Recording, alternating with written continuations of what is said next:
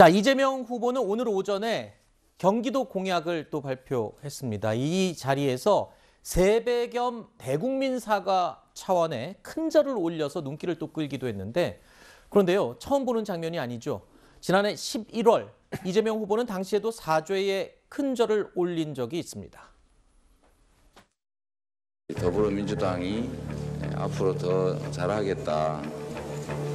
그리고 앞으로 더 잘할 뿐만 아니라 우리가 많이 부족했다. 이런 좀 사과의 말씀을 좀 겸해서, 마침 또 신년이고 세배를 겸해서 새로운 정치로 보답드리겠다. 이런 각오를 한번 표현할까 합니다.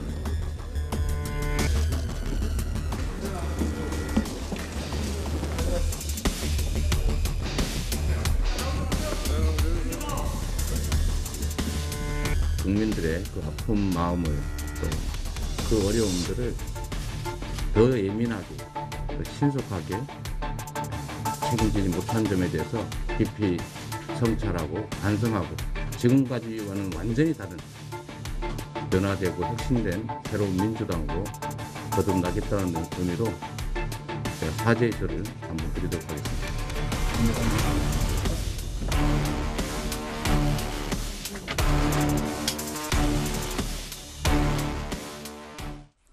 자, 날짜를 계산해 보니까 이재명 후보가 큰 절로 사죄를 한 게 딱 2달 만이었습니다. 자, 지금 가만히 보면 이재명 후보의 경우 지금 글쎄요, 최근에 원래는 대중 앞에서 농담도 잘하고 우스갯소리도 던지면서 여유 있는 모습이었는데 웃음기가 싹 사라졌다, 이런 얘기도 들리고요. 아마 지지율이나 지금 주변의 분위기를 감안해서 되게 진지해졌다, 그런 얘기 같아요. 네, 그렇습니다. 그래서 또 아마 이제 지난 11월에 이렇게 또 큰 절을 올리셨을 때도 그렇게 녹록지 않은 상황이었던 걸로 그랬죠. 제가 기억을 하는데, 그러다 보니까 좀 위기감을 표현하는 하나의 방식으로 삼고 있는 것 같습니다. 그런데 그럼에도 불구하고 저는 큰 절을 너무 자주 하시는 것은 그렇게 썩 좋아 보이지는 않고요. 이제 선거철이 되니까 이제 와서 이런다라는 또 그런 인상을 줄 수도 있기 때문에 저는 조금 조심하실 부분이 있다고 생각하고, 또 한 가지는 이재명 후보께서는 지금 굉장히 진지하게 응하고 계시는데, 또 민주당에서는 굉장히 네거티브를 또 강하게 하는 부분들이 분명히 있습니다. 그러다 보니까 저는 이재명 후보가 내놓는 메시지와 민주당이 전체적으로 내놓는 메시지가 과연 요즘 결이 맞느냐, 네. 이 부분도 다시 한번 점검해 봐야 될 시점이다, 이렇게 보고 있습니다. 장 변호사님, 네. 어떻습니까? 2달 전에 큰 절을 한 이후에 효과가 좀 있었습니까? 그래서 지금 이번에도 큰 절과 이 사죄의 뜻을 전하면서 유권자들에게 좀 강하게 어필을 하는 것으로 그렇게 봐야 될까요? 네, 그렇게 봐야 되겠고, 지금 지지율이 비교적 답보 상태에 있기 때문에 뭐 큰 절을 올려서 지지율 반등을 노릴 수만 있다면 뭐 100번이라도 머리를 조아리겠죠. 그리고 윤석열 후보도 사실 1월 그 새해가 됐을 때 지지율이 상당히 좀 많이 급감을 했었기 때문에 또 그 현장에서 즉흥적으로 큰 절을 올리기도 했었습니다. 네네. 이게 뭐 여야 가릴 것도 없이 국민 앞에 뭐 큰 절 올리는 것 자체가 그냥 정치적 의미를 담고 있는 거고, 이게 국민 앞에 겸허하겠다는 그런 의미를 담아내고 있는 것 같습니다. 알겠습니다. 자, 그리고 이재명 후보는요, 어제 자신의 정치적 본거지인 경기 지역을 찾았습니다. 특히 이곳에서는 부동산 공약을 내놨는데요. 자, 지금까지 그래왔듯이 현 정부의 부동산 실패를 또다시 사과하는 동시에 신속한 부동산 공급까지 약속을 했습니다. 주거 문제로 국민 여러분께 참으로 많은 고통을 안겨드렸습니다. 유례없는 집값 폭등으로 영끌 매수라고도 하는 참혹한 일이 벌어졌습니다. 부인할 수 없는 정책 실패입니다.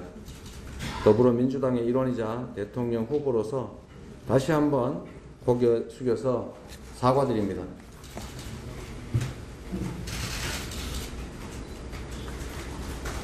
이재명 정부는 국민의 꿈과 시장의 요구를 존중하겠습니다. 공약 이행률 평균 95%에 이르는 저 이재명이 전국에 총 311만 호의 주택을 신속히 공급하겠습니다.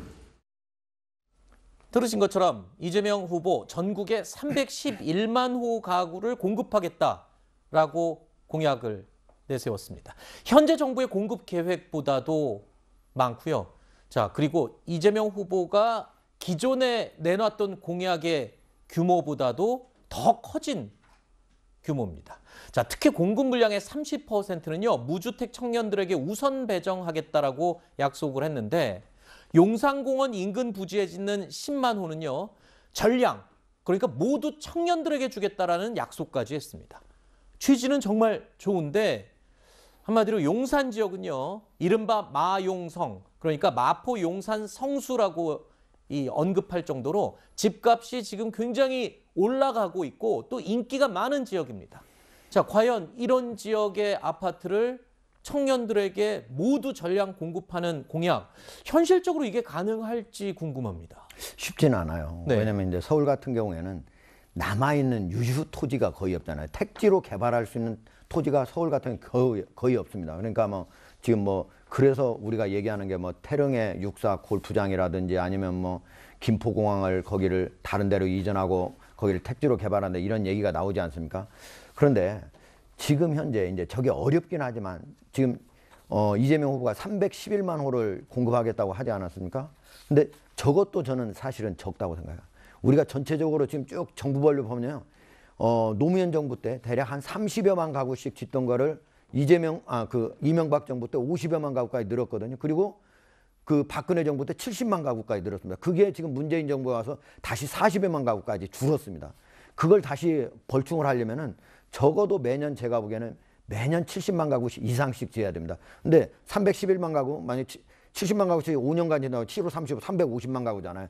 저것도 저건데 저것도 짓기는 어렵다. 물론 수도권에서. 그럼에도 불구하고 저렇게 택지가 나오지 않는다면은 결국은 기존에 있는 집에서 용적률을 높인다든지 획기적으로 높여가지고 해야만 이 공급 물량을 어느 정도 될 수 있다.